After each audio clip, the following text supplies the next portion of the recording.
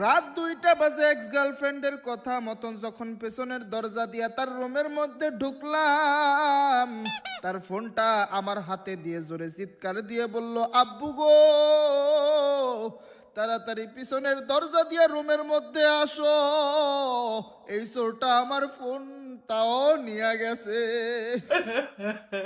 আমি তো বোকার মতন দাঁড়াইয়া আছি, হাতে তার ফোন, বাইরে থেকে তার আব্বুর দৌড়ানোর শব্দ। মনে মনে বলতেছি, আল্লাহ গো,